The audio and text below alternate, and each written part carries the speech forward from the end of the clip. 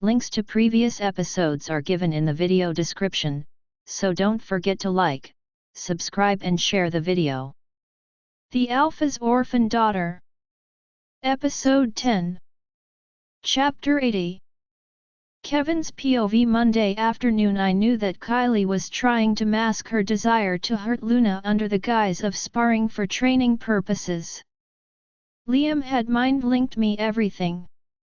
I already knew she would try, but I had to work, and Casey wanted to stay back with our parents.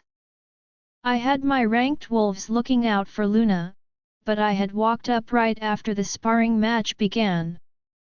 Lena didn't need their help. Kylie never even noticed that Lena was wearing her down until it was way too late. My beautiful mate stood there, looking down at Kylie. I could tell that Lena was trying to control her anger at what Kylie had just done. Kylie had gone way too far trying to kill her Lena here in front of everyone. I had already decided I was going to transfer her to Blood Tracker. She was banished from Black Moon. I just needed to complete the paperwork. I won't allow her to return here again. I knew what Kylie's real aim had been. She wanted to test the water to see if she could beat Lena. She was going to challenge her to a match for the Lena position. I would never allow that to happen. We had done away with that archaic way of thinking in our pack. The Werewolf Council will sometimes allow it if an alpha petitions for it. I was not going to go along with it. I want my mate. I only want Lena. She is all that I desire. I have never been interested in Kylie. I won't allow her to take Luna's goddess-given position, not in the pack or in my heart. I had already mind-linked Trevor to ask him to do this favor for me. I was already running here before their match started when Liam told me what was happening out here. Originally, I was going to put a stop to it. I knew that Kylie was testing Luna's strength by conning her into this match. It was no secret that Kylie still wanted to be my Lena despite me finding my mate. She knew better than that, as I would not take a chosen mate. My parents warned me not to do that. They wanted me to find my true mate. I did, too, as I wanted a love to last a lifetime. My parents cared greatly for each other, but their love for their current true mates was much deeper than what they had together. They both told me to wait for my mate, and I am so glad I did. My beautiful mate stood there, almost daring Kylie to get up. I knew that Kylie wouldn't be getting up without assistance. Lena kicked her several feet away, and that blow had hurt Kylie a great deal. I heard a vehicle coming. I was glad that I had told the gate guards that Trevor and his men were coming. I am not sending Kylie to my hospital. I want her out of here right now. She can go to the hospital at Trevor's pack. I already told him that if she gives him any problems at all, he can also banish her. I won't allow her to cause him any issues. I was done with her. She has gone too far today, and we all saw her try to kill her Lena. I was glad that Liam had recorded the whole thing, as that would be more than enough evidence for the Werewolf Council. I was covering all my bases so she couldn't come after me or Lena. I was so angry that I didn't even realize that I was shaking. I wanted to end Kylie for pulling this underhanded trick. I am so glad it backfired on her so spectacularly. I can think of no one else so deserving of this outcome. Kylie was moaning even louder in pain as soon as she saw me step out of the crows and walk forward. I knew what had happened, but Kylie didn't know that. "Lena, are you okay?" I asked as I walked up and kissed her temple. My mate is the most wonderful woman that I have ever met. I love her even more than I love my mother, who was previously my number one. My mother had saved me from Graham and my father, and I owed her my life. My mother will always hold a special place in my heart. Lena turned towards me and gave me a hug. She sensed how upset I was and wanted to comfort me. I am fine, Kevin, but your warrior here needs some help, Lena told me. We were only sparring for training purposes, Kevin. The Lena intentionally hurt me, Kylie ground out as she tried to get my attention. She was lying there, and I was not going to turn around to look at her. That would be giving her what she wants, attention. I was here, Kylie. I saw the whole thing. You attempted to kill your Lena. That is punishable by death. I personally think that Lena went too easy on you, but I plan on making sure you get everything that is coming to you, I told Kylie. I pressed another kiss to Lena's temple. I was so frightened for her when Liam told me what Kylie was doing.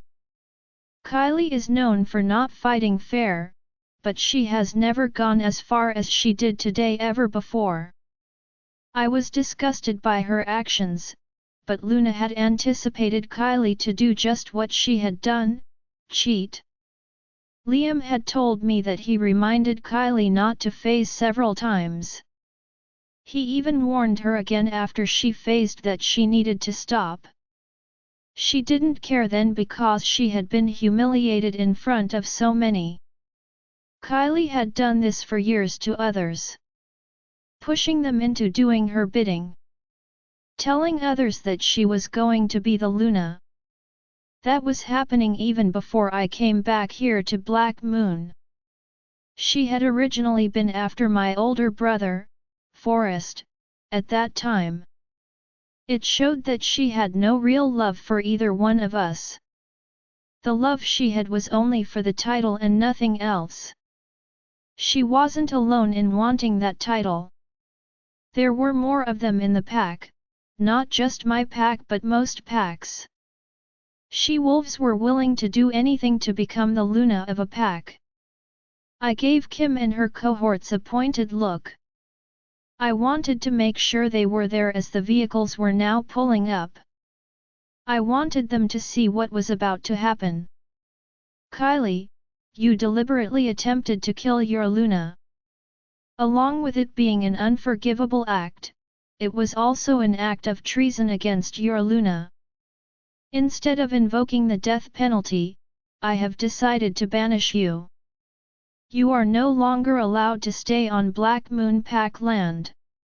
Andrew, will you please help escort Kylie to her home and help her pack? She needs to be off my land in 45 minutes. Is anyone willing to help her pack? I requested the group in a cold tone. A hand rose in the crowd, and a shy she-wolf named Elizabeth stepped forward. I had heard from Liam that Kylie had started all this by yelling at Elizabeth. This was only the third training for Elizabeth, as she had not wanted to train before, but she had just turned 18. She couldn't avoid it anymore. She had to train now. Kylie was obviously trying to push Lena into defending her, as Lena was a gentle soul. After seeing her in action today, I was seriously impressed. Lena was a powerhouse. She wasn't intimidated by anyone here. She had been glaring at Kylie but had calmed down when she heard that I was banishing her from Black Moon. She isn't your Lena yet, Kevin. Your ceremony isn't until Thursday night. This isn't fair. My parents will be upset if you do this. You need to think before you make a terrible mistake, Kylie whimpered, trying to garner sympathy. She is my Lena. The ceremony is just a formality. You knew the moment I announced it at the town hall, yet you still attempted to kill her. You are very lucky I don't tear your neck open and let you bleed out here like you intended my Luna to do. I am only giving you the banishment because of your parents and no other reason. I would have preferred to kill you myself, but your parents have been loyal members of the pack their whole lives. I will allow them to stay here, and go and visit you there. I will also understand and approve their transfer if they want to accompany you. I didn't do anything wrong, and neither did Luna. This was all you today, and you need to accept the blame for it, I announced. I don't think I have ever been as afraid as I was 5 minutes ago when Kylie tried to kill Luna. I felt helpless as Luna evaded Kylie's sharp teeth and then took care of Kylie all on her own. I didn't even have time to call out in warning. I wanted to protect and shield my Luna from harm, yet she just showed me that she doesn't need to be rescued. She is highly capable of dealing with whatever comes her way. My pack members were lining up to congratulate and welcome her to our pack. Some of them had listened to the rumors about Luna and had held back. But they were all enthralled with her now. I didn't think it was possible for me to love Luna any more than I already did, but I was wrong. I have never been so proud of my mate. My pack members were all around us as they waited patiently to introduce themselves. She had won over several of them before, but she had won all of them over now. I knew that Kim might want to give her a problem before, but now they are in the same line to greet her and thank her for putting Kylie in her place. I felt bad, as clearly Kylie had gotten away with too much. I was going to make sure that didn't happen again. I will do another town hall soon. I will make Luna the head of the committee to ensure no one else gets bullied in my pack. This wasn't an isolated incident. Kylie had clearly been doing this for years but had been running under my radar to this point. I will ensure everyone knows that we will set up a tip line if people are too scared to come forward. I know that Luna will have our straightened out soon. She hates bullying as much as I do. Her sister suffered from bullying in their last pack. Luna won't allow it to happen here. We watched Kylie get packed up and loaded into the back of an old ambulance that we shared between our two packs. She was annoyed off and probably not going to let this go. I briefly wondered if I should just end her now to prevent any further issues, but Luna could feel what I was thinking. It is fine, babe.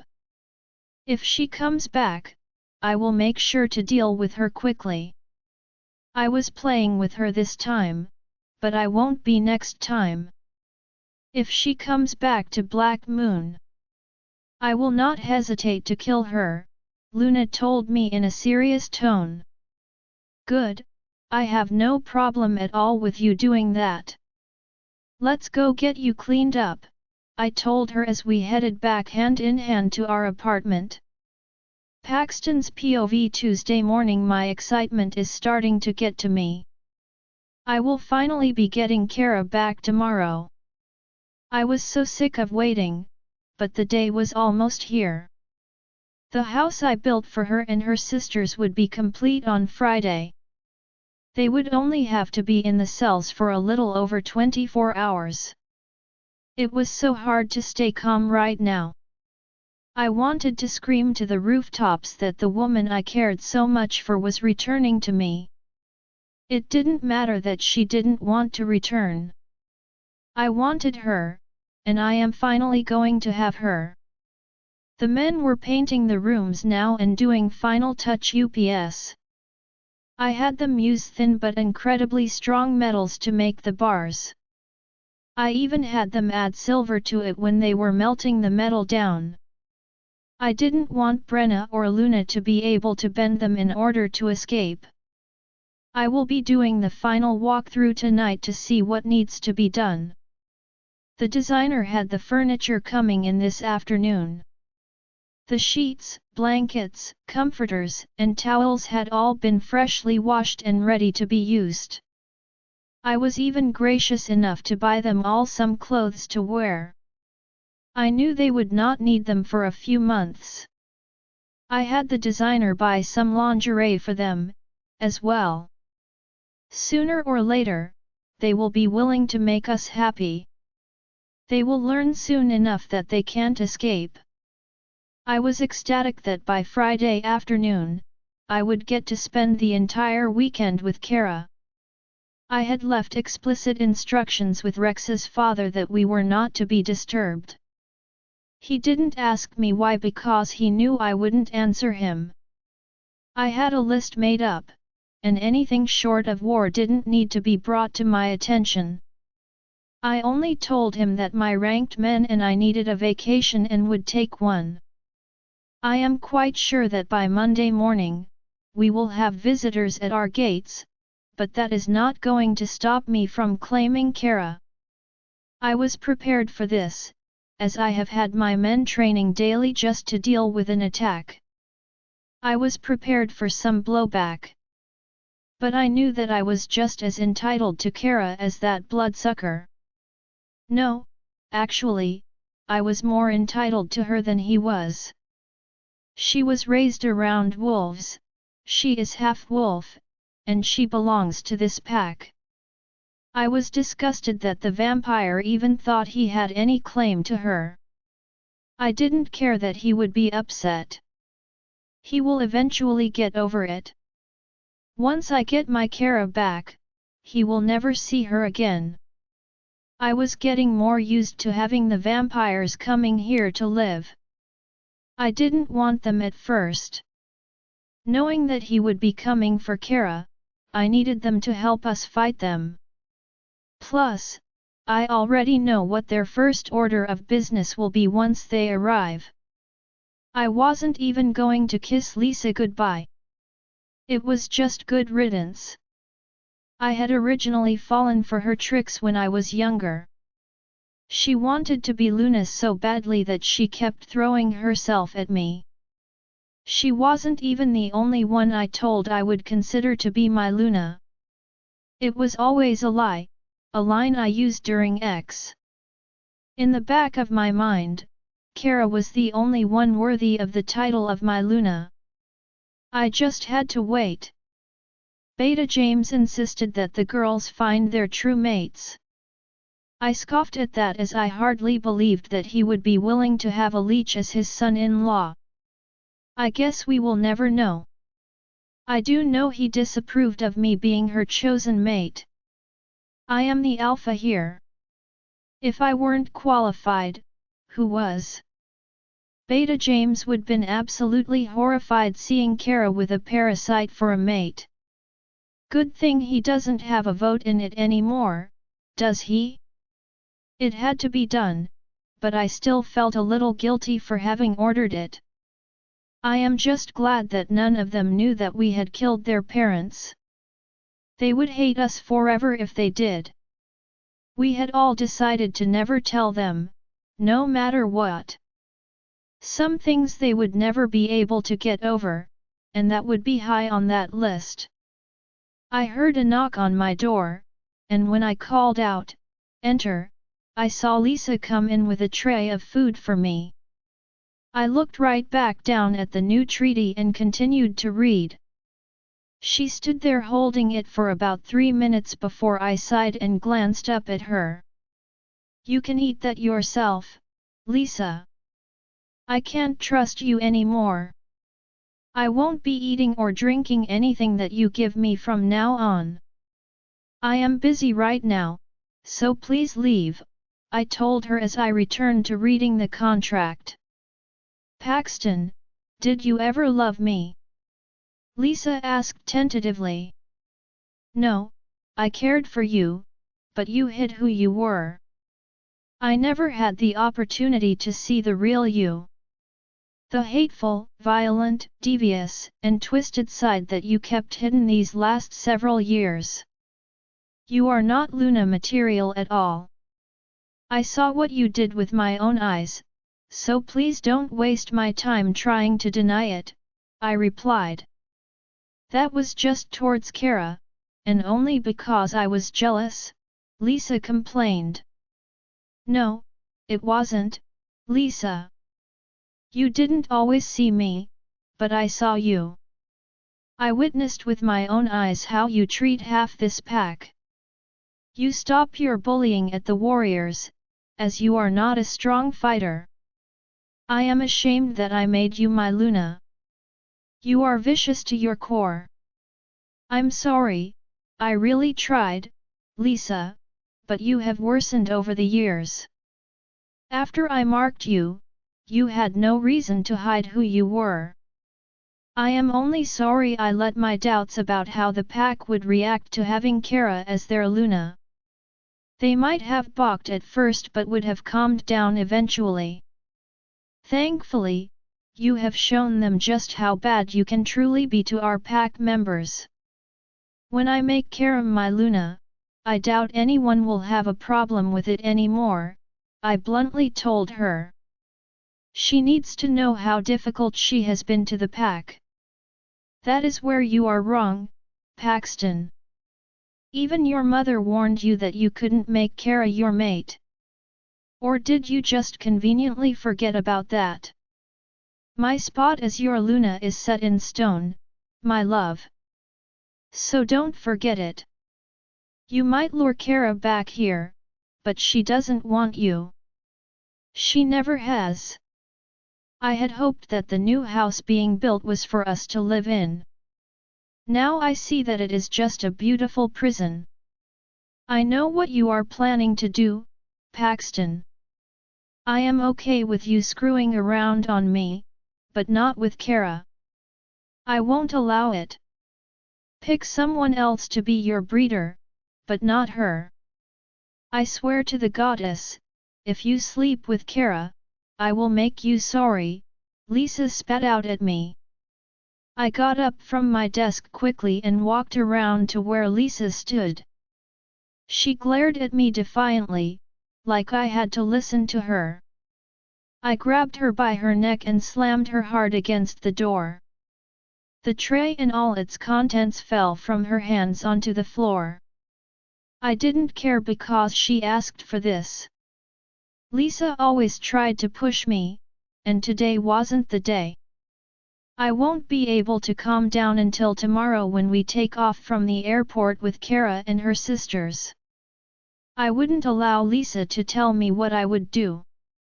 Those days are long gone, and she is in no position to threaten me. You won't allow me?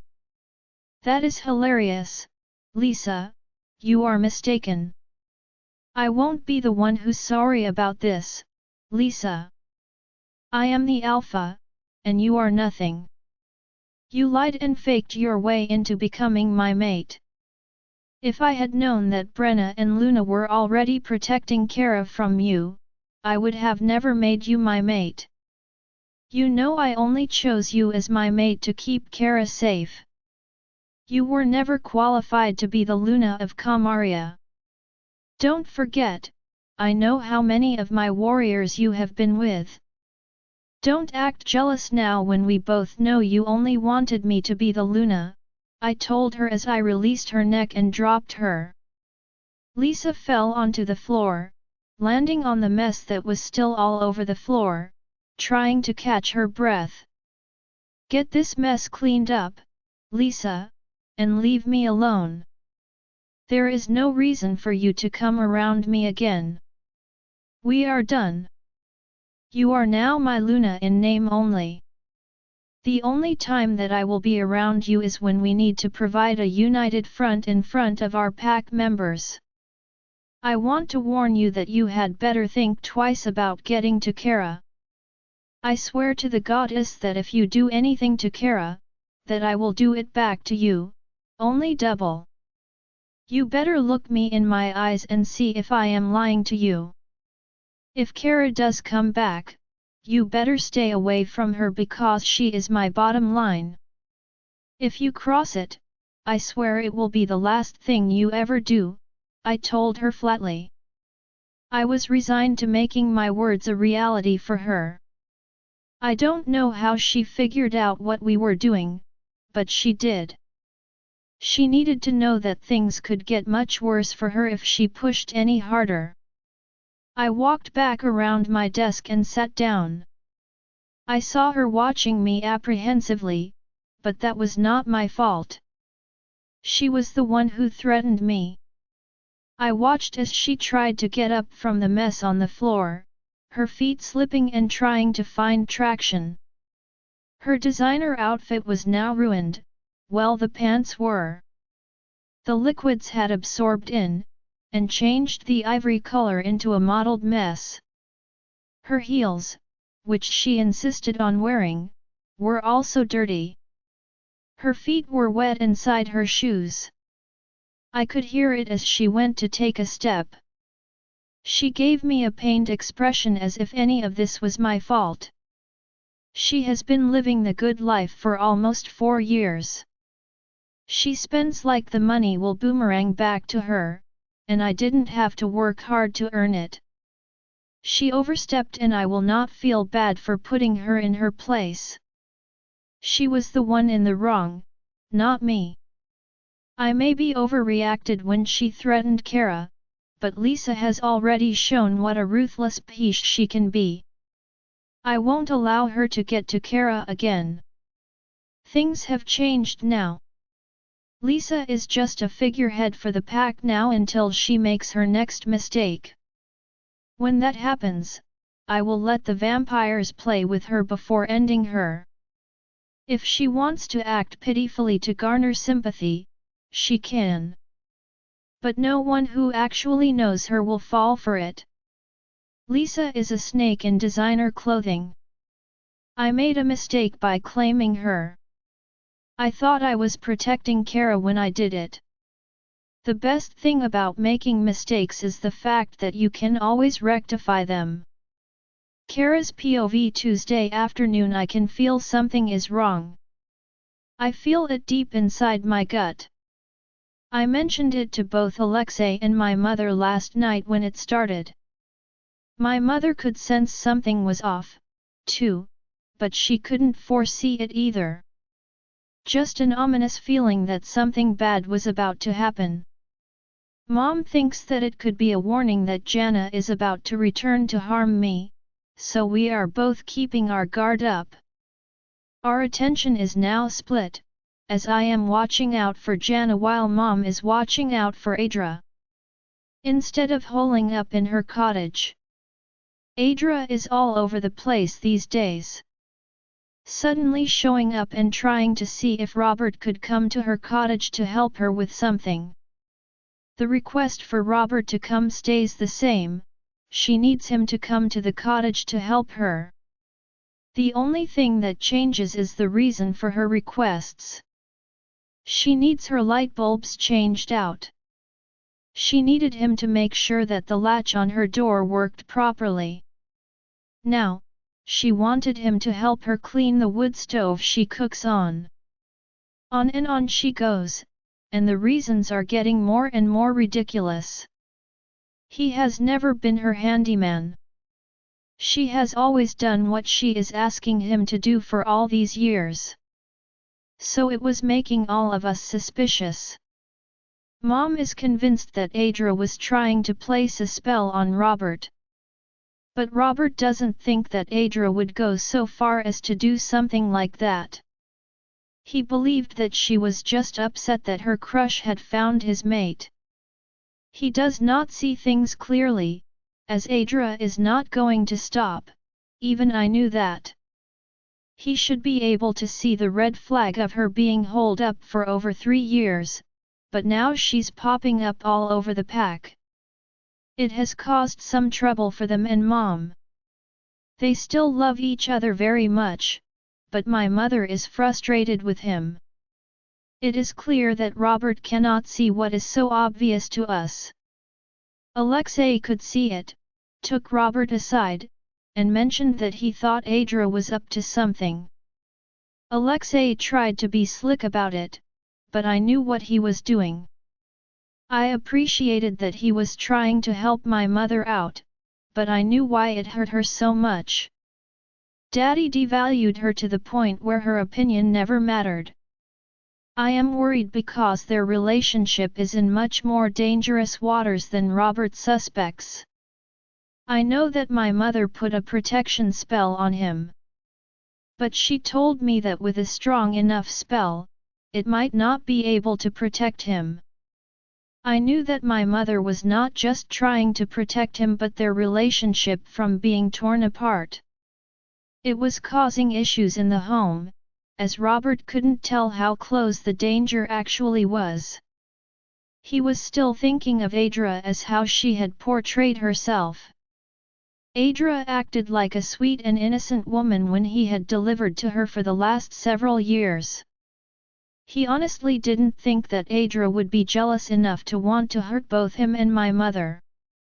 I wanted to warn him that a jealous person would do it just to tear them apart. I would have, but my mother told me to leave it alone. It was tearing her up inside for Robert to do this to her. She trusted him enough to finally drop the walls that she had put up to protect her heart. She let him in, and I will not let Adra go if she hurts my mother. I haven't even got her back in my life for 2 weeks, and now I feel like I am waiting for the other shoe to drop. It is just Mom and I in the training area this afternoon. Brenna and Jackson had gone to the city to pick out a baby bed despite her only being 2 weeks pregnant. It was a spur-of-a-moment trip. They were super excited about it, and their happiness about the baby was apparent. Chase had mind-linked Robert, telling him that Adra was hysterical and refused to calm down. He knew that Adra had a close bond with Robert and asked him to meet him there. Mom didn't want him to go, but Robert assured her that everything would be fine. Mom didn't argue with him. He insisted that she had branded Adra as a stalker and was too paranoid about the whole thing. Mom knew that Adra had spelled him. That was how she showed up everywhere they went. Robert honestly thought that Adra had no reason to pursue him. He was marked and mated. As far as he was concerned, he wanted no one except my mother. My mother was unfocused and worried tonight. We had been there for an hour but hadn't gotten much done. It didn't make sense for us to stay as Mom couldn't concentrate on what she wanted to teach me tonight. Alexei had been at the coven all day trying to get all his paperwork caught up. We had been home for about 15 minutes when she felt a pain on her lips and her chest. She had sobbed into her hands before telling me what she felt. Adra was touching her mate, and it hurt my mother.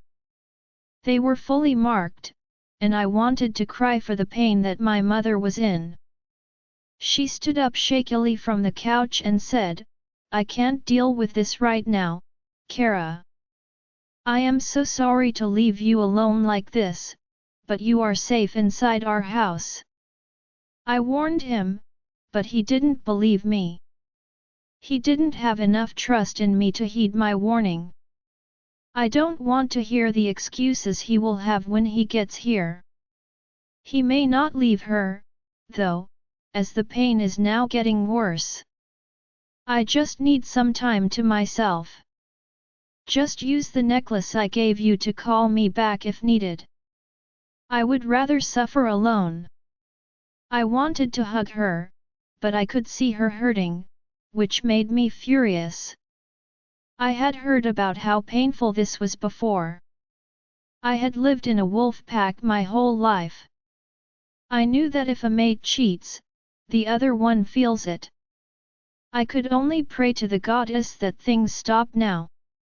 If he goes any further, my mother might reject him. If she does, I am going with my mother, so if we move into the coven next door, I will have to insist that Robert no longer has access to enter the coven.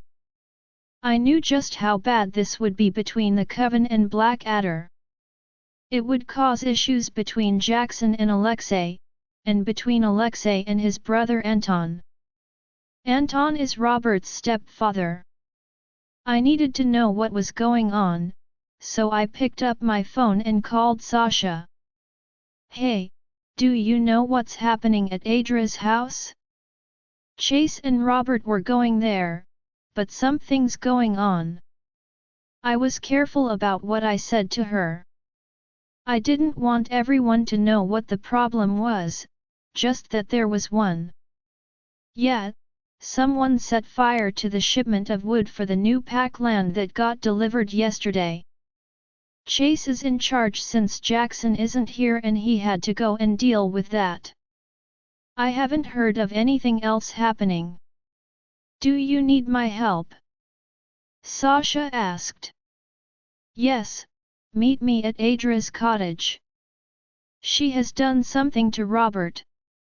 I have to stop her before it goes too far, I told her. I was going now, as it might take me a minute to enter the cottage. It was spelled just like our home was. The only thing I knew was that Mom and I were stronger witches than Adra was. I hadn't been trained on how to get around it, but I would figure it out. I wasn't going to let this peach take the love of my mother's life away from her. Mom had been through enough. If I don't stop Adra, both Robert and my mother will never be able to get past this. I teleport to Adra's cottage. I didn't care about Jana. I only care about getting Robert out of there.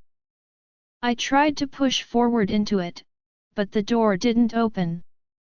I knew for a fact that Adra was going to sleep with Robert if I didn't stop her. The door was locked, and I needed to do something bold. I texted Brenna, asked Jackson if he will forgive me if I rip the cottage Adra lives in apart. She replied in less than a minute. I authorize you to do whatever is needed, Kara, she texted back. I heard Sasha and Chase running behind me, but I couldn't focus on them or what they said. I would do anything to help my mother, and I am about to blow this house down. I closed my eyes and channeled all the power I could. I needed to push everything in front of me behind where the cottage was now sitting.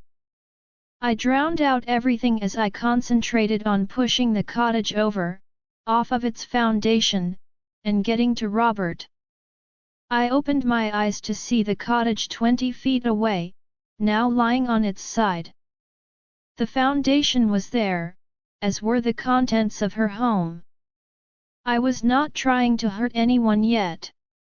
Adra was straddling Robert, who was lying across her bed. Thankfully, he still had his pants on. She was grinding on him, and he was calling her sayers. I saw red. I have never been this angry before, but Adra is about to be dealt with. I lifted her up off of him and held her in the air with one hand while creating a steel cell for her with my other. There was no way out of it, and I ensured that it bound her powers while she was in it. It was obvious that Robert was not himself. His eyes were glassy and unfocused. I saw the teacups on the table and knew that my mother had been right, Robert had been drugged. Adra wasn't strong enough to have done this. Once I find out who helped her, I will deal with them, too. I needed my mother to come back. I needed her help with this, and she needed to see that Robert hadn't knowingly betrayed her. He may have gone when she asked him not to go, but that is a discussion for another day. I gripped my necklace and summoned her back. I needed her to check and see what we needed to do to help Robert. Mom wasn't happy when she returned, but seeing Adra's cottage blown over and Adra in a cage perked her up. Did you do this, Kara? She asked in surprise. Yeah, I did, but Robert needs your help. Adra drugged him, and he was calling your name out when I knocked her cottage over. I had to do it. Adra had locked us all out, with Robert inside. He is drugged, and I don't know what is wrong with him, but I was worried. He is not himself, and I didn't want him to have lasting effects from tonight. She hadn't gone too far by the time I arrived. I want to know who helped her, I replied to my mother with barely concealed frustration. Don't worry, Kara. We will definitely find out. I want to know too, my mother replied with blazing anger in her eyes. Say Iris POV. Tuesday night I left because I didn't want to deal with the pain of being betrayed again. I thought that Robert's love for me would pass the test of time. I quickly realized that it didn't matter if I wanted to feel the pain or not. The bond that Robert and I shared was intense, much stronger than anything I had ever felt for James. In fact, it hurt worse this time around because we were both bound together. Before, I was the only one marked. James had flatly refused to allow me to mark him. So the bond that Robert and I share, made what I felt for James weak in comparison. I know that the bulk of the pain I felt had stemmed from Kara being ripped away from me. What was happening now let me know that if Robert went too far, I might never recover from it. I really tried to keep Kara from knowing what was going on until I couldn't hide the pain I was in any longer. I shouldn't have just left like I did, but my knee reaction was to run away from the pain I was in. I wanted to be by myself in case it overwhelmed me. I didn't want anyone to know that my mate had willingly cheated on me. I should have confronted both of them and then left. I was in my former coven. Sitting in my home, alone and in pain. Not just a physical pain from what was happening, but an emotional pain that was so severe that it was bringing me to my knees. Being here was of no help to me. I may have wanted to escape the pain, but I knew I couldn't. It kept crashing down on me like a tidal wave, pushing me under and refusing to let me up to breathe. I don't know how long I lay there on the floor in agony, unable to free myself of the pain before I was summoned back. I knew Kara needed me, so I went, even though I didn't want to. I was stunned to arrive and see that Kara had literally overturned Adra's cottage in order to get to Robert. His shirt was off, but thankfully, he was still half-dressed. I was stunned at how much power Kara had used to knock the whole place over. Kara had also locked Adra into a cage until she could get around to her. Adra was screaming her head off to be released, but everyone ignored her. She could obviously breathe just fine in it, as she was still shrieking out that Robert wanted to be with her, not me. The fact that she couldn't get out of the cage was causing her to panic. I wonder if Karen knew to spell it to keep Adra in it or if that was just a coincidence. I have to believe it had been intentional on her part. I was so proud of how naturally talented my daughter was. It took some witch years to be as good as Kara was at this moment. She listens to instructions and does as I ask when I train her. Kara already understands that the power is already inside her because of our lineage. She did this without instruction, and no one got hurt. The immense pride that I feel for her is overpowering. Kara has learned the most important lesson there is to know about our kind. She trusts her powers. That is something even seasoned witches don't always get. I knew that she would surpass me. I just didn't expect it this quickly. I knew that Adra had given Robert a glamour spell. The spell was much stronger than Adra could have concocted on her own. Kara was smart enough to know that and had called in reinforcements. Chase and Sasha were here, and they were upset. I had thought that Chase was supposed to be here anyway, but that was clearly not the case. I can see that Adra had help not just from another witch but from someone here in the pack.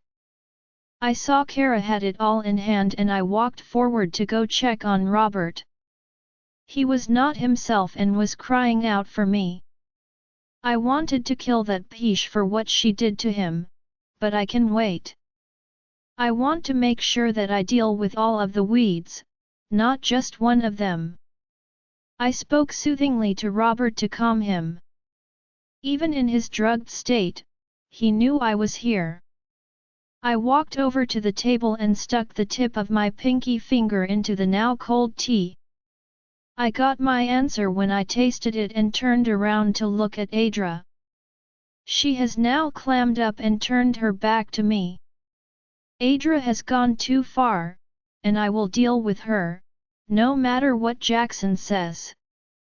That Pish dared to try to rape my mate, and I won't allow her to get away with it. That jealous Pish had covered all of her bases. It wasn't just a glamour spell to make Robert think that Adra was me. Oh no, they had also added a love spell to it, a strong one. They did the backup to keep Robert from realizing that it was Adra and not me. I fell into her trap, too, because I left instead of staying to fight for my man. I was angry at Adra. I was even angrier at myself for leaving him behind to be assaulted by this crazy witch.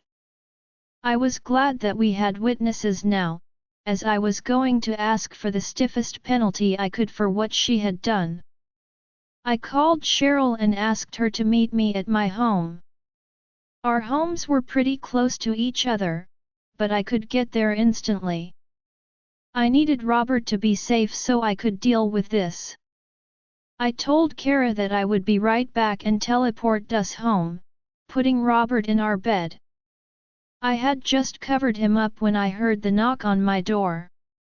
Cheryl got here quickly. Cheryl, I will be back soon, but please keep an eye on Robert. Our bedroom is at the top of the stairs on the left-hand side. He has been drugged by Adra and is not in his right mind. Please make sure he gets lots of fluids in him so we can get the drugs out of his system. I will be back as soon as possible, I advised her. I never liked her. I knew she had a thing for my son but hated me and Anton. If you need any help in dealing with her, let me know. I would be glad to help, Cheryl told me as she went to my fridge to get Robert something to drink. I was glad for the offer of help. No one would bat an eye if she ended Adra. That may be a great idea once we know who all the payers were. I teleported back to Adra's cottage to speak to Chase. When I returned, I saw Brenna and Jackson were there now. Chase and Sasha had them both to the side, advising them of what happened. Kara glared at Adra, who acted like this was all a misunderstanding.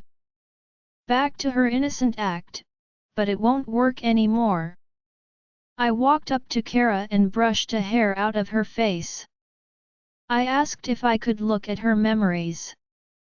Once she agreed, I looked into her mind. Seeing that Pish, Adra, dry humping my mate made me want to tear her apart. But I needed to have all the pieces to speak to Jackson and then show him what happened. I walked over to them and offered to let them see what Kara had seen. Once they agreed, I held their hands in mine and sent the images their way. It plays out like a movie inside your head. But unfortunately, I had included what I had felt at the start of it. I felt Brenna's hand tighten on mine as I knew they both felt my pain and anguish at what Adra had done. They wanted to support me, but I only needed Adra, and who she colluded with, to be punished. I didn't intentionally include it. I am still off my game right now. It was embarrassing to me, and I honestly didn't want anyone else to have seen or felt what I went through. When I returned to the pack, I had enough time to observe how things looked. Brenna was so proud of her sister for saving Robert. Alexei had just arrived about a minute after I did, and he, Chase, and Jackson were in a deep discussion together now. I walked over as I would add my input to this discussion. I had to leave Robert behind with Adra. The new delivery of wood for the new pack land had deliberately been set on fire, Chase told them. So you were with Adra when the fire happened? We are going to have to investigate this. She clearly had a partner to be able to get this done, Alexei stated. I agree. We need to interview her and get to the bottom of this. I don't like not knowing. I had a bad feeling when I woke up this morning. I guess this was why, Jackson responded. Someone helped Adra by distracting Chase. We need to interview her to find out who it was, I announced. They all nodded in agreement. We won't be able to find the time to interview Adra until the day after tomorrow. It's after 7 p.m. now, and I don't want the pack up in arms worried about who Adra is in collusion with, and I don't want to alert them we know. I want everyone focused on the Luna ceremony. Thursday morning, we will interview her. Say Ayers, I would like you to come with us to speak to her. If you can bind her powers for us, that would be good. It should give Adra enough time to realize that she is in serious trouble and turn on her accomplice, Jackson stated. I could do it tonight. I offered. No, Brenna and I are having dinner together tonight in our room. She was so excited about the candlelight dinner. I don't want to disappoint her. I know that Mom is serious about how her plans are carried out. I want this to be perfect for Brenna. Adra isn't going anywhere. We will deal with Adra first thing Thursday morning. We must leave here by 5 in the afternoon to get there early for Luna's ceremony at Black Moon. I am sure that we will get our answers Thursday morning. We will have them both in custody at that time, Jackson replied. Do you think it is wise to wait? Kara and I had a bad feeling when I woke up this morning, I asked. I had a bad feeling, too, but I hope it was over what happened today. We will deal with Adra. We allowed her to stay here. The Werewolf Council will not step in to stop us no matter what we decide to do.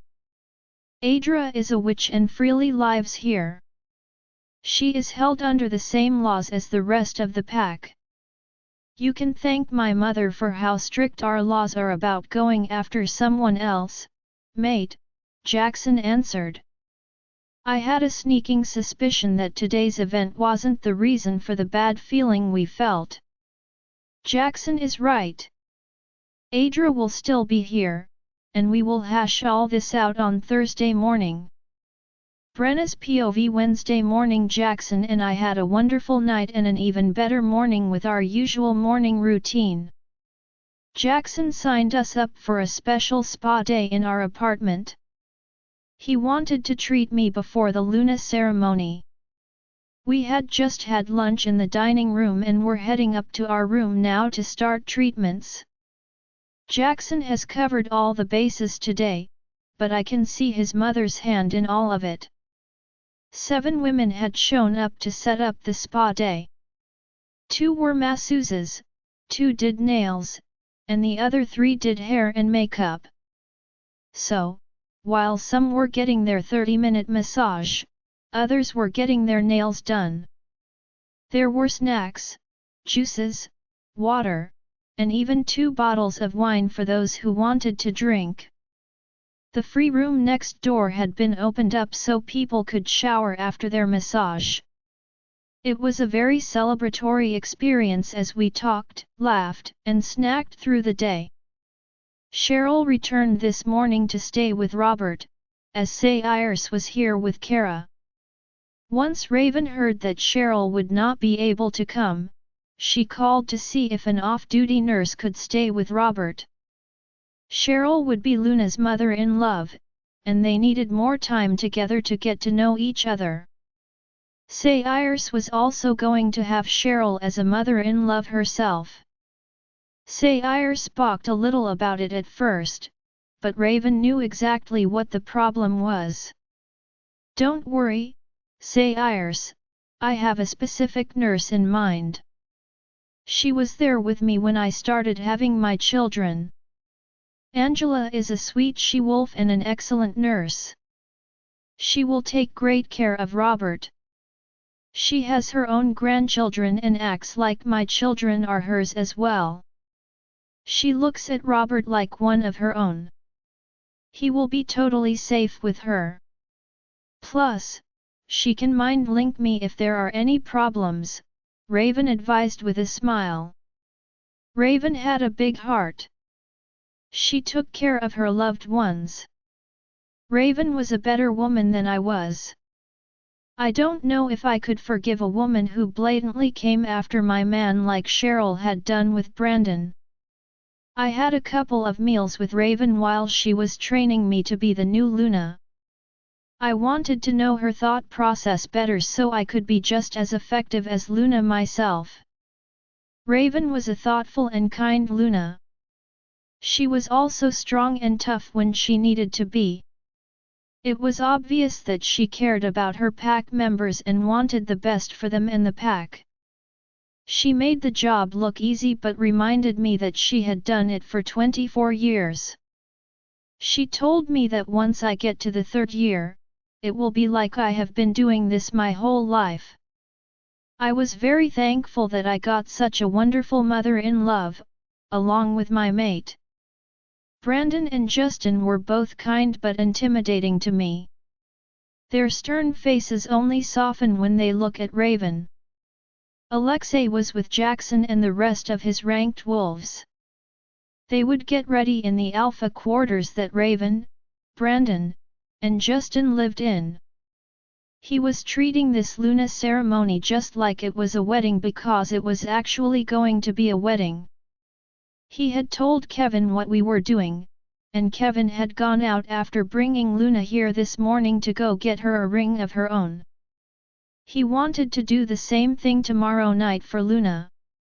I gave him her ring size and that she preferred an emerald, or pear-cut stone.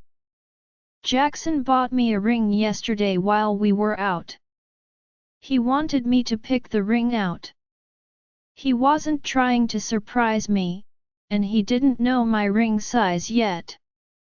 He was going to make it official right after the Luna ceremony. He bought my wedding band, as well as one for him. He said that he wanted any man or woman that we came across to know that we were taken. We were not going to wear them daily. At least, not inside the pack. Only when we went into the human world. Kara and Sayers were less talkative today, but we all knew that yesterday had been a tough one for them. It takes a great deal to get Kara angry, but once she gets there, she is explosive. As evident by a home no longer on its foundation. She is upset not for herself but for her mother. It is obvious that Sayers is quite upset. We all knew how much Robert loved her. It was obvious to any who saw them together. The problem they had was a real one. She warned him, and he didn't listen. It showed that he trusted Adra more than his own mate, which is a problem. Sayers had already experienced a bad relationship with Kara's father. James didn't listen to her either, and this had to be an unwanted reminder of what had happened before. I could see it, so I knew everyone in this room could see it, too. I am hoping that they can survive this. Their bond was still new. If Sayers truly gave up, there was nothing that Robert would be able to do to fix it. She would be gone, and I could already see her shutting down, distancing herself from the pain she still felt. She was no longer the happy person she was when I met her. Even when she popped in on us in the hospital room, she was teasing us. She was so happy to get Kara back. She was cautious around Robert, but I didn't realize why at first. He felt it, he knew who she was to him, but he was patient with her. He wanted her and pursued her. I hope he gets well soon, as he is the only one who can fix things between them. Kara told me what happened. That Sayers begged him not to go, yet he trusted Adra. He hadn't even realized what a slap on the face that was to her. Chase could have asked any of the ranked members to go. But Adra had set this whole thing up by demanding that Robert come. He went because Adra was inconsolable. I was furious that someone in our pack was in on this whole thing. They had deliberately set that fire, ruining the whole shipment of wood that was still on the trailer. We were out well over $100,000 because of it. That doesn't even cover the cost of the trailer being damaged and needing to be replaced. I want to get to the bottom of this, too.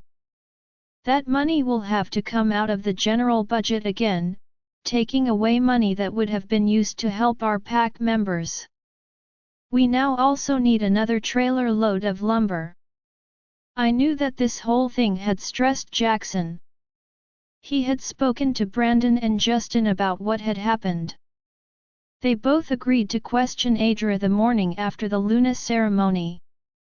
Kara really cares about the people around her. She doesn't withhold her affection from the people she loves. I was glad to see her loosen up more once Luna arrived. I was glad to see her too, as it was rare that we were all three in one place together these days. I have to say that I felt lucky that Kara lived here with me.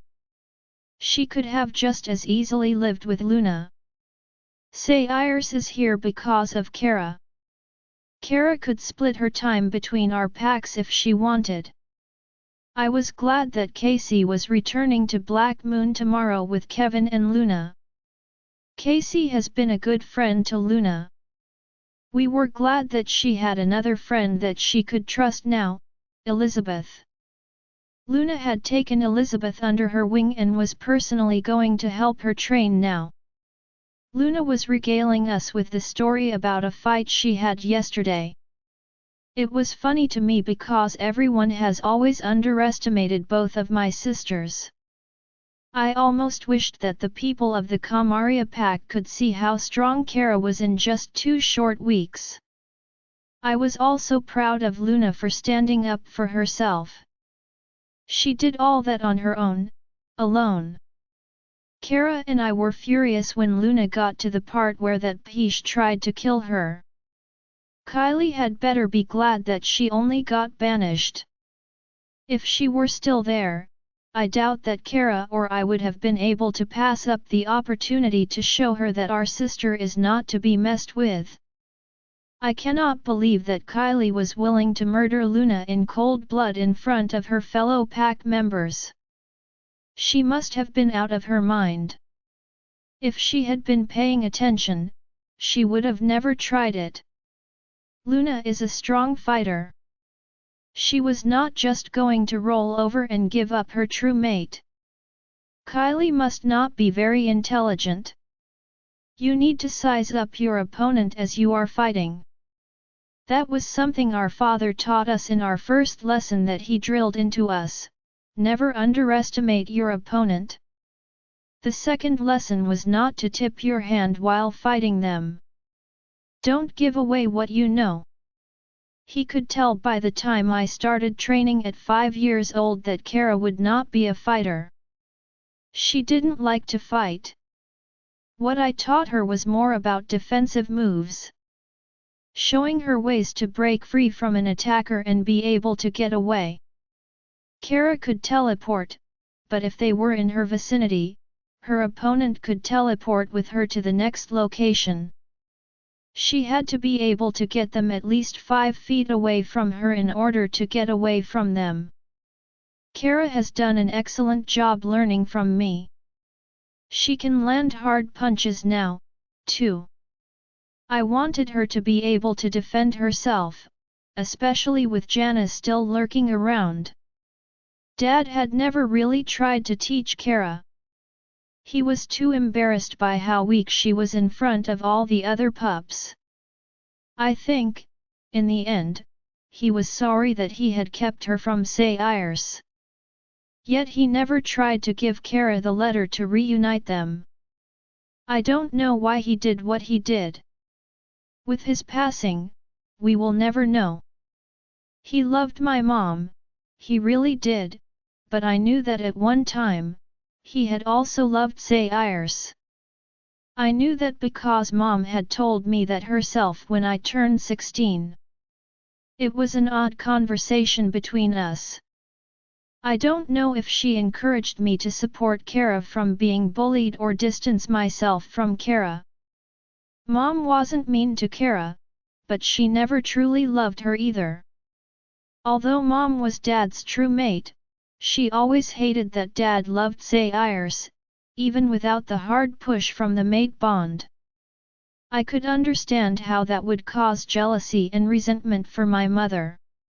Dad always ensured that Mom knew he loved her by having their special date nights together. Kara has always taken care of me from the moment I was born. She loved me, so it was only right for me to protect her when she needed me to. There is nothing that I would not do for my sisters. The time I am getting to spend with them today is one of the very best memories that we have ever shared together. I am so thankful that Jackson and Raven planned this for me. I cannot wait for tonight when Jackson officially claims me as his Luna and his wife. Lena's POV Wednesday morning. I almost got caught yesterday on the new pack land. Chase ended up arriving at the fire way too fast. He left men there to investigate and see if any evidence was left behind. There won't be any, as I used gloves. I had a glass jar full of gas and a scarf that I pushed into it. I used the biggest glass jar I could find, as I needed it to continue to burn as long as it could, so I placed it right in the middle of the delivery and lit the soaked scarf on fire. I needed Adra to have time to get Robert to accept her. The plan was that she wanted him to mark and mate her while he was delirious. The plan was simple, or so I thought. I heard all about what happened when I returned home last night. I was horrified that Kara stopped Adra. Now Adra is locked up, the chance that she will roll over me is much bigger than it was. I can't stay here at Blackadder anymore. Jackson would kill me when he finds out I planned this whole thing. I wanted him, but I wanted to live, too. I won't be alive if I stay here. Jackson is going to get that peach to talk. I can't be here for the fallout from it. I quietly ate my dinner and listened to my father and brother discuss what happened. They were both shocked that someone in the pack would do such a thing here. Little did they know I was not just involved but was the mastermind. I was going to bring shame to my whole family, and I was not happy about it. I can't believe that Adra wasted so much time. That stupid peach was making out with Robert instead of getting him to mark her. If she had just gone ahead, we would be fine. She got so caught up in Robert finally showing some interest in her that she honestly thought he cared about her. I knew it was all because of whatever was in those tea leaves. We were on a strict timeline. It worked at first, say Iris did run away. The plan was for her to not return for a day or two, that was what we were aiming for. I have been planning this for a while now, and things were fine. Right up until Jana's stupid shot one of the most valuable members of the coven. Then I find out that Adra can't even follow through with simple commands. All she had to do was Robert. How hard was that? He had been given some powerful drugs. He thought that she was say Iris. How could she not get one simple thing done? Everything is completely unraveling for me now, all because of them. All my best laid plans were worthless now. Entirely because I didn't want to get caught with Lena and her sisters in my car. I approached Adra so she could just transport them all to the wall. Jana and Anika could then get them over the wall, and I would not have to be there. They could get it done, and I would be safe. I would not have to leave the ceremony. I had it all planned out whom I would talk to and when. I left nothing to chance. I thought that I had been brilliant in taking myself out of the equation. I would have a valid alibi for the entire party. No one would ever know that I had been the one behind it. I chewed my food carefully because I felt like my throat was trying to close up on me. I knew it was because of the fear that was now crippling me. I patiently waited to go up to my room after dinner. I desperately sought any way out of this, but it was impossible. I have no choice but to ask Paxton to take me with them. He will not be happy about it, especially a change of plans at this late point, but he has no choice. There is no way that I am going to stay here. I will be killed once Jackson finds out that I was behind their disappearance. I couldn't sleep at all last night. I came up with a dozen flawed plans. I would have run away this morning if I could have left here, but we are currently on lockdown. A few guests on the invitation list can enter, but that is all. No one leaves. I won't get far without my car. They would hunt me down quickly. I had to make this call whether I wanted to or not. I am doing it early, as I knew he would be flying out here later on today, and the call would not go through. Nothing else made sense except me leaving with them. It was either wait to be killed for treason or getting out of her. It really wasn't a choice at all.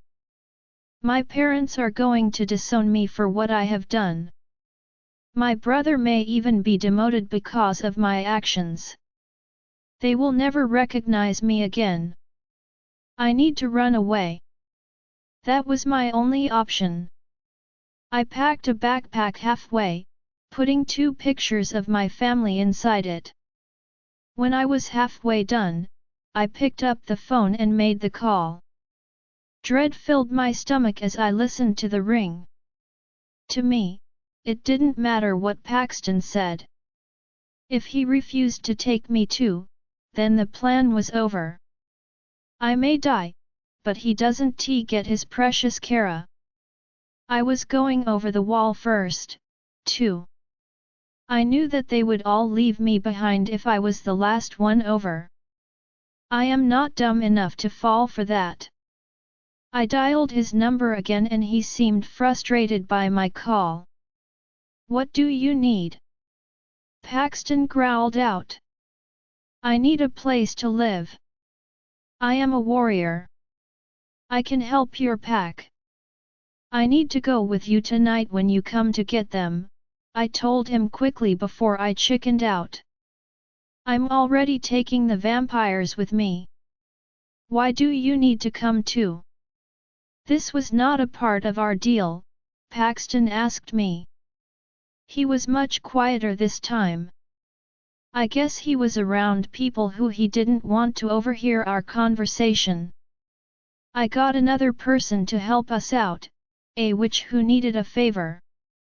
I helped her, and she was supposed to teleport the three of them to the wall. That way, Jana and Anika could just come over and grab them, I started to tell him. Why would you involve someone else now? Are you out of your mind? How can you be sure that she can be trusted? Paxton fired off question after question. She has had a crush on our Gamma for years. I know I messed up. Do you think I don't realize that? I just wanted her to take them, so I had an alibi. Jackson would never care for me if he knew I was behind the plan to take them out of here. I just wanted to be able to truthfully say that I hadn't seen them today if I got questioned. Because that would technically be true if I had Adra's help. Jackson is going to question the whole pack. I needed to make sure that was safe, I responded in anger. You have changed things up for the last time, Lena. Do not involve anyone else in this. Can you deal with this witch? Ensure she can't tell them anything before our plan is in motion. Paxton asked. I will try, but today is the Luna ceremony, and everyone is busy. They are waiting to speak to her in the morning. It may be later than that, as they do not know about our plan. She might be put on the back burner for a few days after we take them. I can fight, I can earn my keep. I can't stay here, Paxton. Please, take me with you, I begged. I was serious. I have no chance if I stay here, and I knew that for a fact. Paxton sighed and then said, Fine, I need someone to stay there and help take care of Kara and her sisters. I don't want anyone to know that they are back here until they are all pregnant with our pups. My pack will accept Brenna and Luna. Unfortunately, Kara isn't a wolf. My pack members will not really want hybrid pups, but I only want Kara. You can have a room there and help to take care of them, doing laundry and errands for them. You can come too, but do not cause me any more issues, Lena. If you do, I promise that you won't live long enough to realize your mistake. I shivered before saying, Thank you so much, Paxton. I promise to be a loyal member of your pack. I doubted he believed me because that was the same thing that I swore to do here. He just needed some help right now. I need to endear myself to him and his ranked wolves.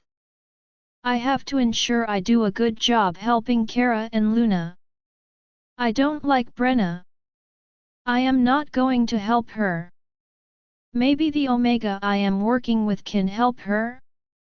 I made sure my backpack was full with as much as I could take.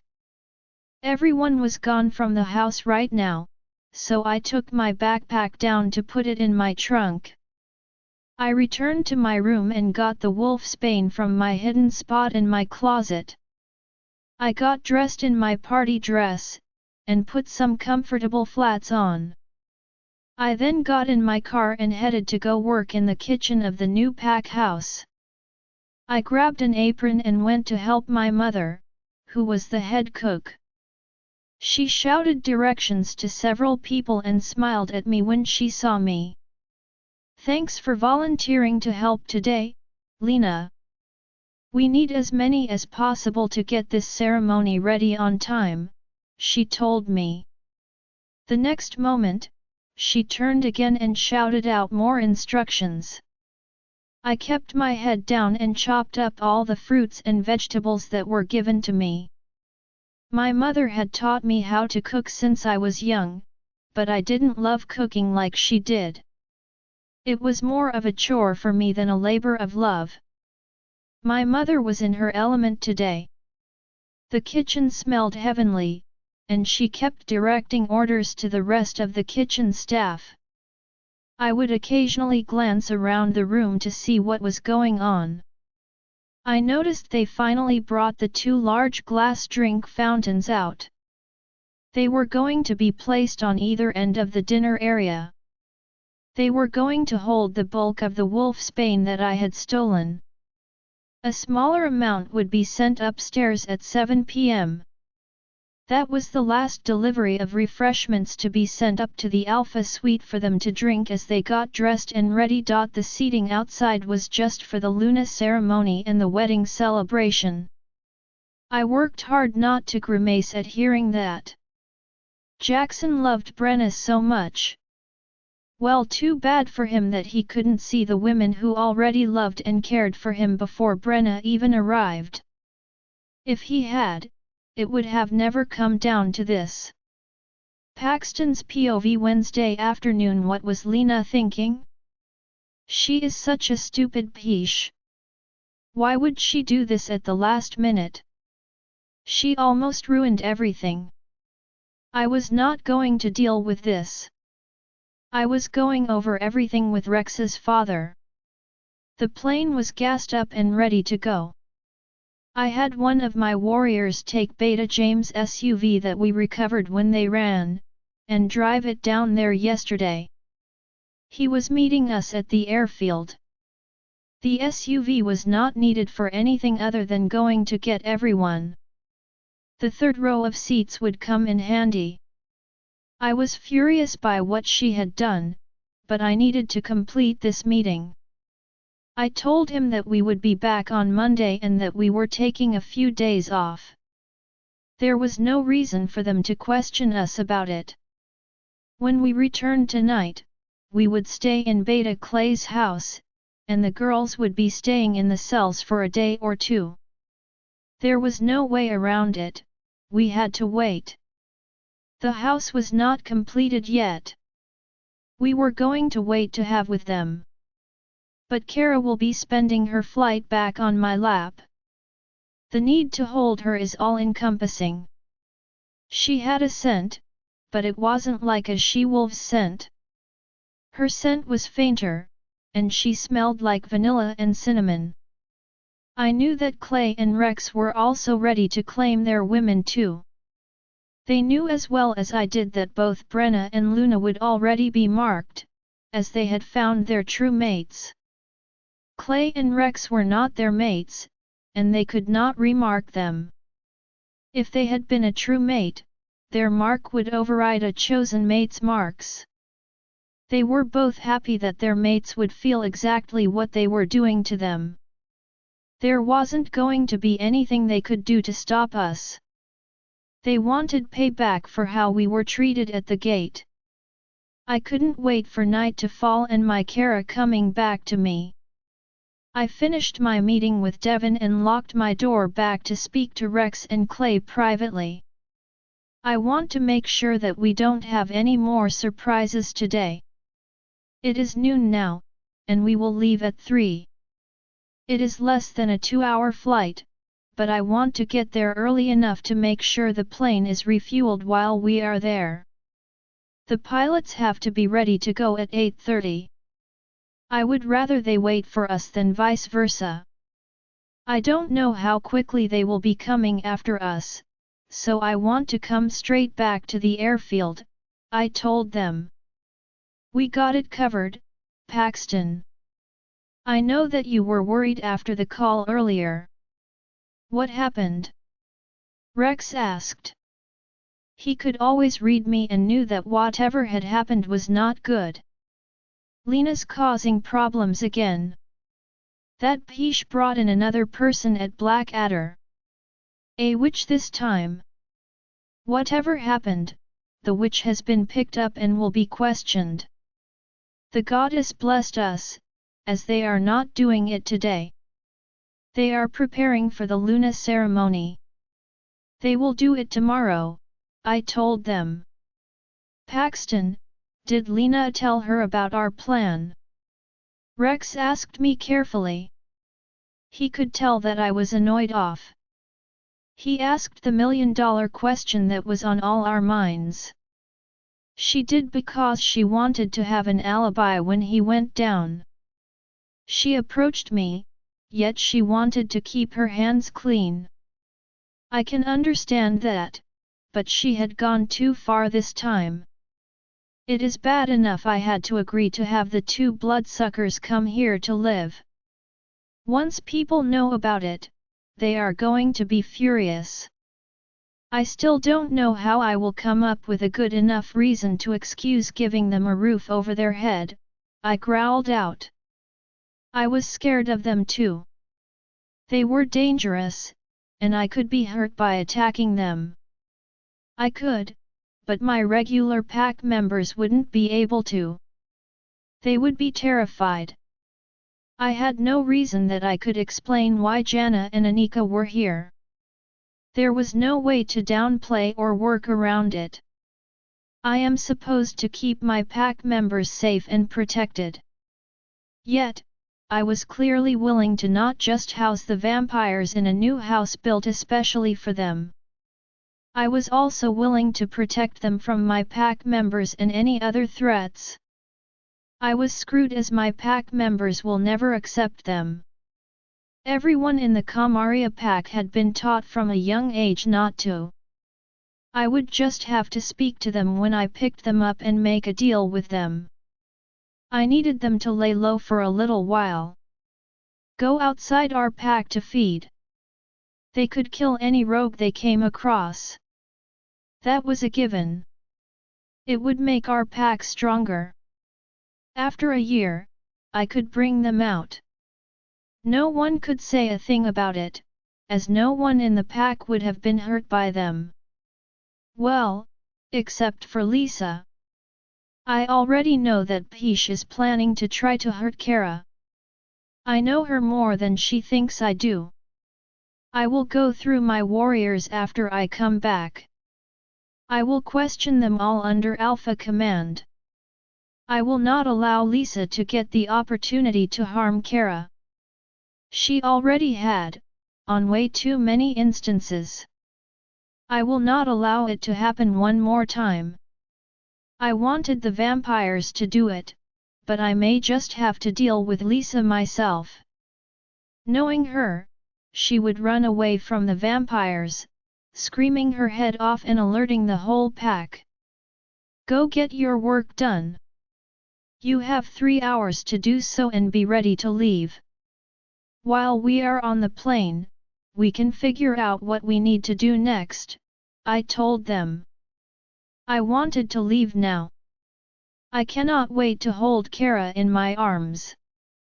I have never been able to hold her like I wanted to before. I didn't tell the guys to pack clothes because I didn't think we needed much. I already set up some clothes for us in each of their bedrooms. It was not like we were going to need clothes anyway. I am sure that they will kick up a fuss at first. Brenna is nothing if not a strong fighter. I think Rex is looking forward a little too much to getting his Hellion back. I already knew that I couldn't allow any of them to get to full strength. I had a few injections that we were going to use on them. We needed to help them relax. They were mated and would not want to betray their mates. In essence, and for lack of a better word, we needed them to be agreeable to what we wanted to do. I had already spoken to Clay about what I expected from him. He had tried to touch Kara before, and I wanted to remind him that she was off limits to him. I also warned him that he needed to take very good care of Luna. I was still on the fence about how he had acted before. I had someone who could step in and replace him as my beta. I hated that I had listened to Clay when he had come up with this plan at the beginning of the year. I would never have gone along with it, but I couldn't let Kara go. I wanted her badly. Eventually, I got to the point where I was willing to do anything just to have her. I wanted her to be mine in every way. I wanted her heart, but I also wanted her mind, body, and soul. I wanted her to care for me just like I cared for her. I could not get my mind off of Kara, and I needed a release. Once I made plans for Kara to return, I stopped sleeping with the Omegas.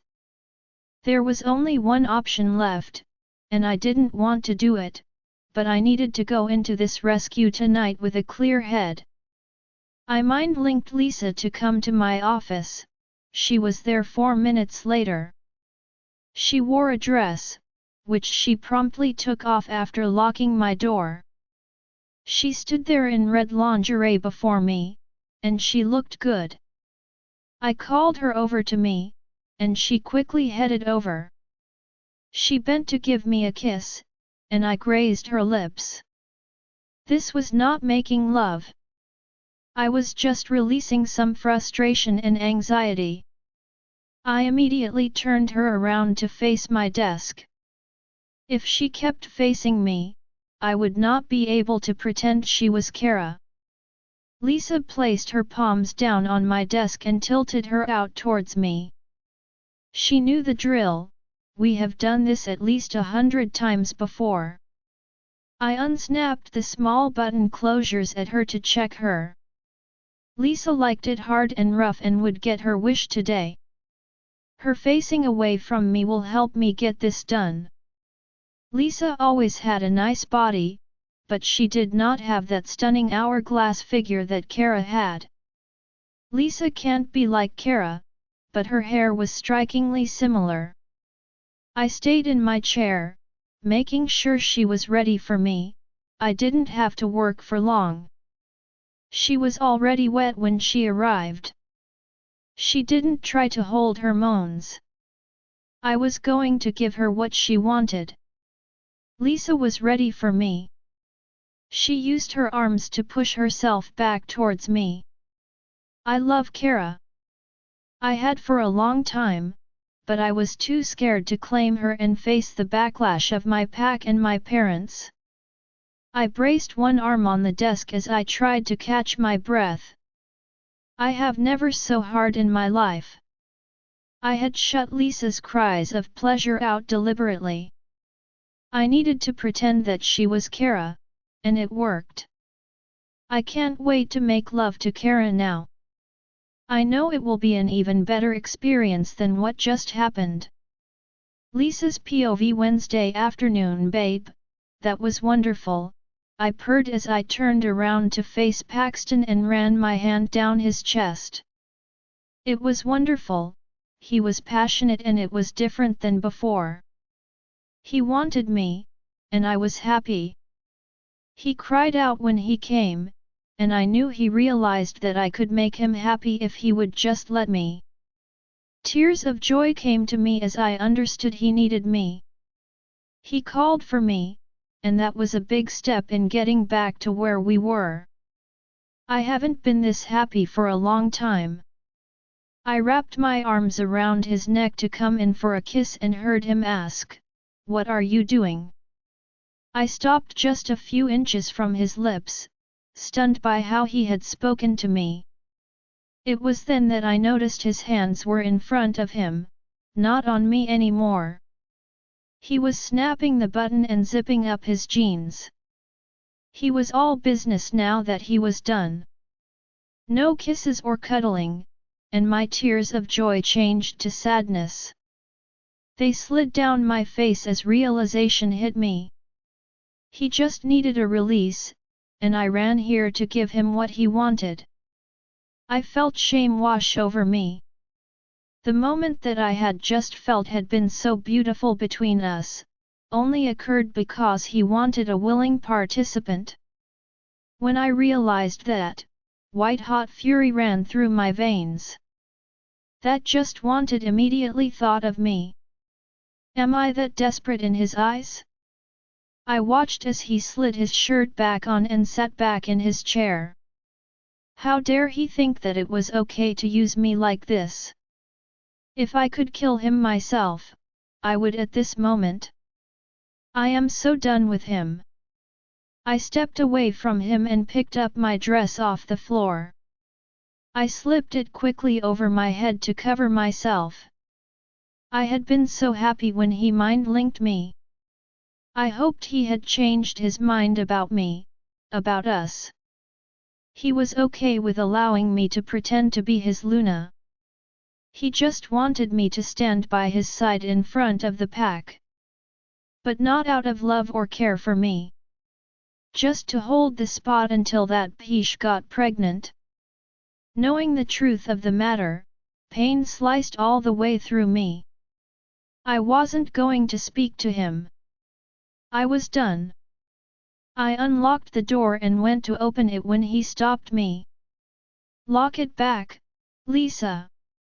I still need to talk to you, Paxton stated. What did he have to say now? It didn't matter. I was not going to reply to him about anything he said. I am trying to stay strong and not respond. I will figure out what I need to do to get him back for this. He won't know it is coming until too late. There was no warmth or pleasantries about the way he spoke to me. He was back to being cold to me again now that I was no longer needed. He didn't care if he offended me. He never did. I had just wanted him so much that I put up with it. But not anymore. I hate him. He has shamed me for the last time. I wanted to hurt him just as badly as he had hurt me, but in my heart, I knew I couldn't. He would have to care about me for me to be able to hurt him like that. Paxton caring about me was impossible for him to do. He made me his chosen to protect Kara after all. I knew where his loyalties lay years ago. I appreciate you coming to me, Lisa. I needed you, and you were willing to help me. I am offering you an opportunity to continue to keep your position as Luna for the rest of your life. But, I have some conditions to go with it. Paxton paused and watched me. His cold face gives away nothing. I think he is waiting for me to respond, but that is not going to happen. I stand here with him. Yet he has the nerve to offer me the position that I already have. Like he is doing me a favor. I helped him to get where he is, and the nerve he is showing right now is pissing me off.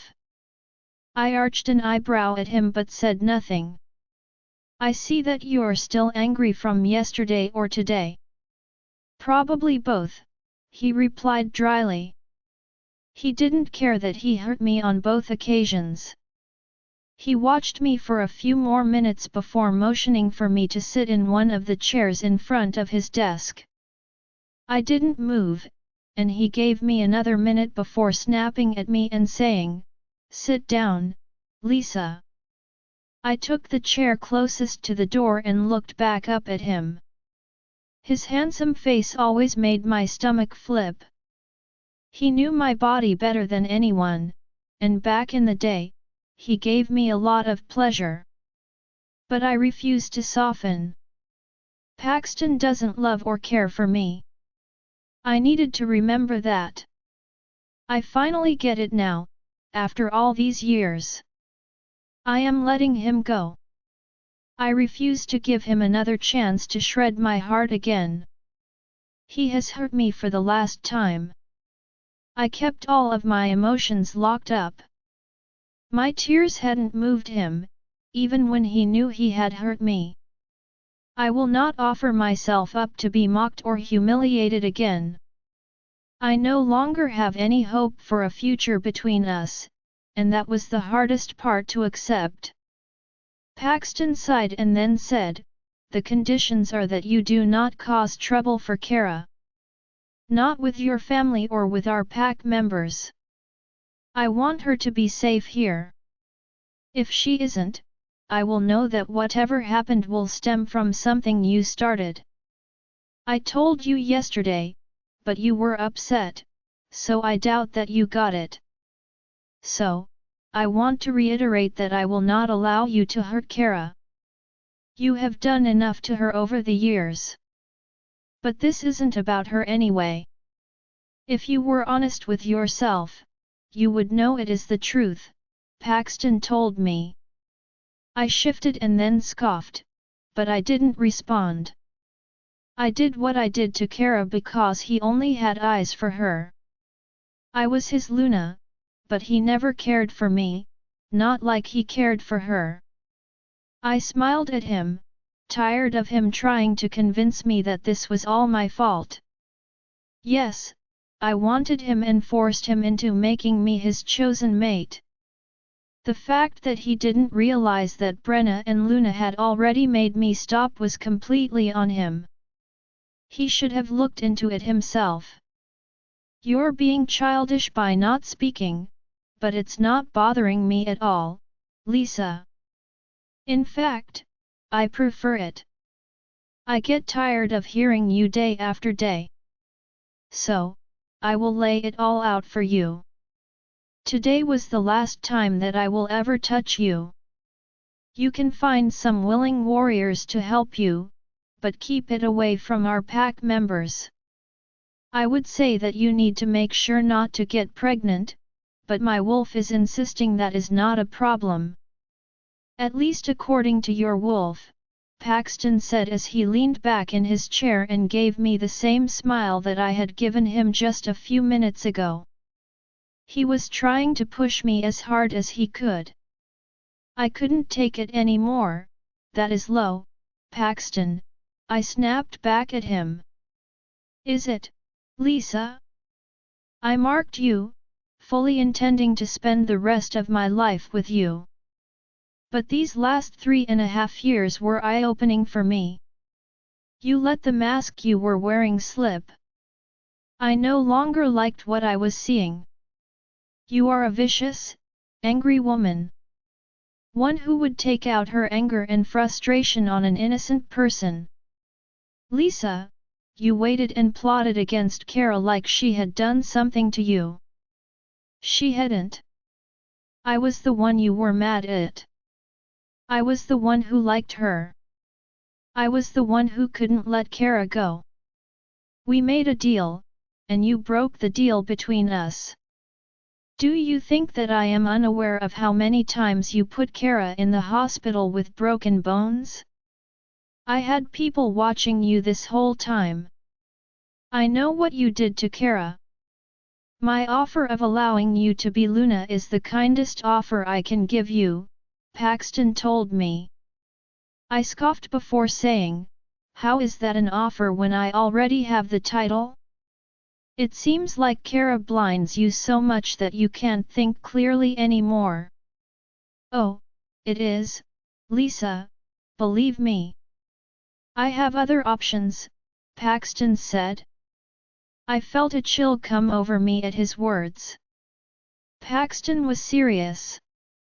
It seemed like he was willing to kill me in order to keep me in line. How could he even be considering this at all? What other conditions, Paxton? I asked. I no longer want to be locked in here with him. I don't trust him anymore. He could snap my neck and dispose of me like I was garbage if he wanted to. I am not going to play into his hands. I will make a plan up, as well as a plan of escape before I set it in action. I will be long gone before he even realizes what happened. You cannot interfere with my relationship with Kara. She will bear my pups, and you will leave them alone as well. Tell me now if you cannot follow those 3 simple rules. I am happy to make Kara my Luna. The pack will get over it soon enough. I would think about this offer carefully, Lisa. I will not let you off if you choose to cross me. You think that you can work around me, but I promise you. If you go after Kara, I will make sure you suffer a great deal before you die. Think about that before you decide. I can and will make you sorry before I end your sad life. But don't worry, you have time to make your decision. I am taking a little vacation for a few days. These last few weeks have been really stressful. You can give me your answer on Monday when I return, Paxton told me and then motioned towards the door. He dismissed me like he didn't want to look at me anymore. I could have answered him today. I already knew my answer. He was right. I have been looking at this all wrong from inception. He was the one at fault. He was the one who loved and couldn't let her go. I picked on Kara because she was weak, and I was scared of what Paxton would do to me if I came after him. He was so busy protecting Kara from me that he never said anything about me leaving him alone, too. That would be his biggest mistake, and I would use it to my advantage. Paxton has shredded my heart for the last time. I guess next time, I will have to see about shredding his heart while it still beats in his chest. Kara's POV Wednesday night. I cannot stop feeling that something bad is about to happen. I can feel it deep inside like an overwhelming weight is just sitting there. I knew that my mother could feel it, too, as we had discussed it an hour ago. We were getting dinner at the table, and there was a heaviness over the group that shouldn't be there.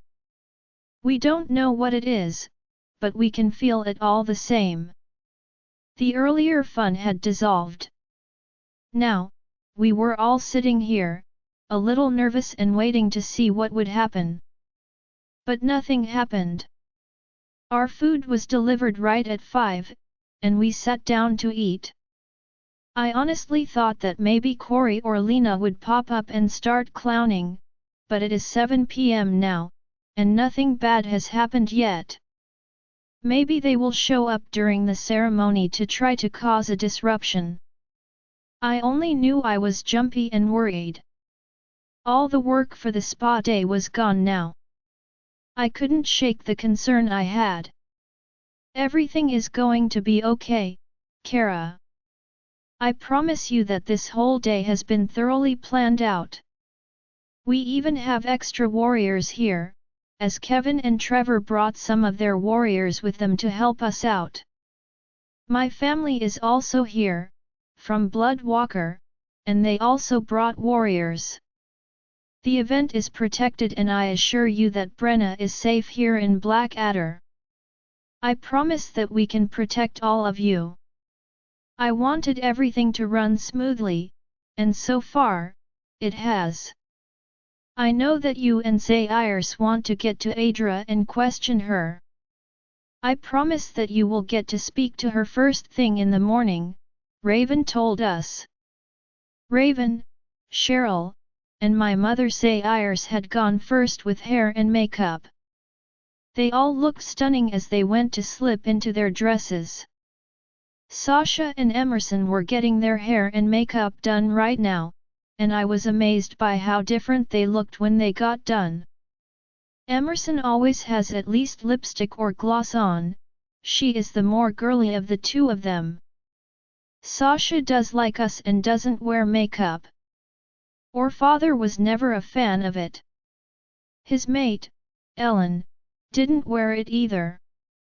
He always told us that we were beautiful already and didn't need it. That was probably the nicest thing he ever said to me. He always complimented my sisters, but he looked right at me when he made that comment. My mother is a beautiful woman, and I am grateful that I looked just like her. The last delivery tonight had come in the form of a punch bowl with a mixture already in it and 2 bottles of wine. The bottles of wine were poured in with whatever was in the punch bowl, and I must say that it was delicious. I was not much of a drinker, but I was back to relaxing like I had been earlier. I enjoyed getting my hair done, as earlier, while Sasha and Emerson were getting their hair done, I received a haircut from the third stylist. Ellen used to cut my hair for me, just like she did for Brenna and Luna. I always used barrettes to pull my hair back from my face or used a scrunchie to pull my hair up in a ponytail. The tech who cut my hair cut a lot of it off. It had been down to my butt, but now it was just past my shoulders. I liked it, and it had a lot more movement to it. I loved the scent of the shampoo and conditioner that they gave me to use as I washed my hair in the sink. I smelled a little tropical, and after the mask it made my hair feel like silk. I couldn't wait for Alexei to run his hands through it tonight. I saw the gift bags lined up near the door and noticed that Raven had given all of us a bag with the nail colors we chose, as well as a full-sized shampoo and conditioner, along with the hair mask. Raven accepted us as bonus children to her, welcoming us warmly from the first moment she met us. I didn't look at myself in the mirror just yet when we got done. I knew that I looked gorgeous, just like the rest of the women here. I was waiting because I wanted the whole effect. I wanted to put my dress on and then look at myself in the mirror. Alexei had bought me a beautiful dress to wear tonight. He had ordered it online the day he knew that Brenna would be the Luna here.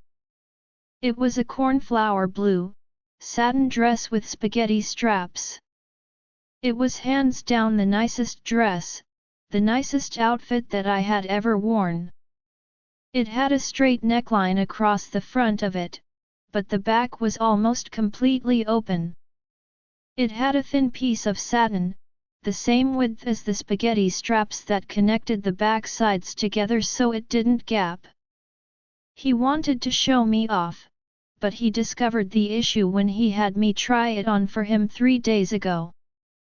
He had frowned at me, and I thought I looked bad in the dress at first. He assured me that I looked great. A little too good, he had finally said to me. I was still uncomfortable with being this exposed. I was covered, but I felt like I was almost undressed. When I stepped out of the room I had going into to change, everyone started teasing me with catcalls and compliments from every direction. They knew that Alexei had bought the dress, and I was not sure of it just yet. I guess the wine helped me to relax, as wearing the dress didn't bother me anymore. That may also be because of my sisters, my mother, and the women I trusted telling me how good I looked in it. I felt powerful in this dress. I believed it was because with my hair and makeup done, I was looking like a snack, according to Sasha and Emerson. Whatever that meant. Alexei would probably drop to his knees to worship at my feet tonight. I couldn't resist the smirk that came to my face as I thought about exactly what I would have him worship first. Brenna looked absolutely gorgeous in a white dress, in a mermaid style. It also had spaghetti straps on it, with a sweetheart neckline. Her back had crisscross spaghetti straps like mine. None of us was wearing shoes today. None of us were great with walking in heels yet. We had good balance, but kept twisting our ankles when we tried to walk in them, especially on the uneven grass. Raven thought that we would look perfect without shoes. She pointed out that we would be closer to both the moon goddess and Mother Nature without our shoes on. Brenna's white dress looked simple, but on Brenna, it was a masterpiece. It was like it had been created just for her. Brenna was taller and slimmer than me and Luna were. This dress ended up fitting her slimmer silhouette perfectly. Jackson would not be able to tear his eyes away from her. Raven had teared up when she saw Brenna. We were now fighting off tears as she saw what she looked like in the mirror. We were all fanning our faces to try to get past it and not cry. Luna was wearing a blue-gray dress that made her eyes pop. She had gone with a Grecian-style gown that went from her left shoulder and across her chest to the neckline. She had her hair put up and soft ringlets draped down. Soft curls touched her shoulders, and some curls touched her face. Her sable brown hair looked glossy in the light. Her dress had an empire waist and flowed gently to the ground. It looked stunning on her. She looked elegant in it. We were all ready to go, but we had another 15 or 20 minutes to kill before we went down. Chase and Warwick were going to be waiting downstairs at 8 p.m. for us.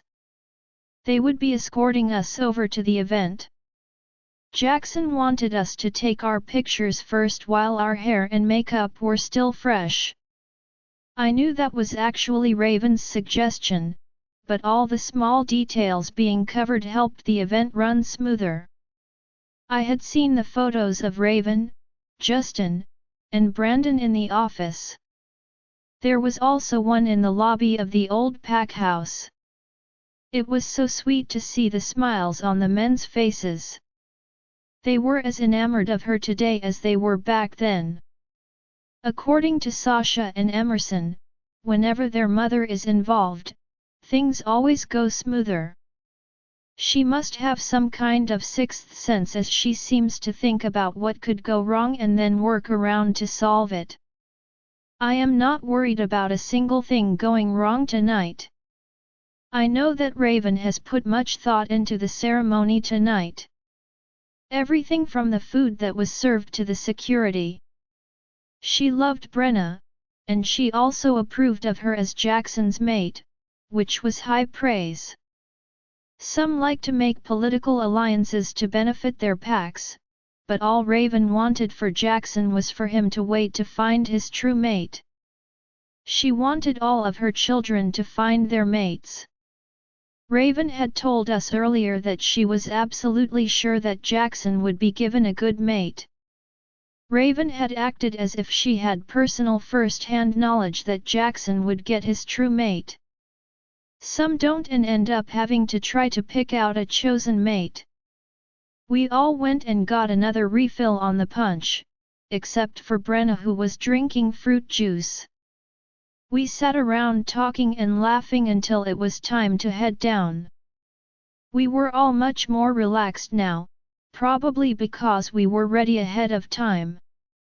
There was no more anxiety for me anymore, but I probably had too much to drink. Even my mother looked happy now. She may have had a drink or two more than we had tonight. I couldn't blame her. Last night had been awful for her and extremely stressful for both of us. I was concerned, as I had recommended Robert to her. I know that he loves her, but he also needs to value her. That included not ignoring her when she tells you something. Robert dismissing her concerns was something that they were going to have to work on together, to get past. My mother was wearing a strapless black dress. The silky material draped her body, and she looked better than I had ever seen her before. If Robert were here, he would have carried her off by now. That is probably the real reason that we got dressed away from them.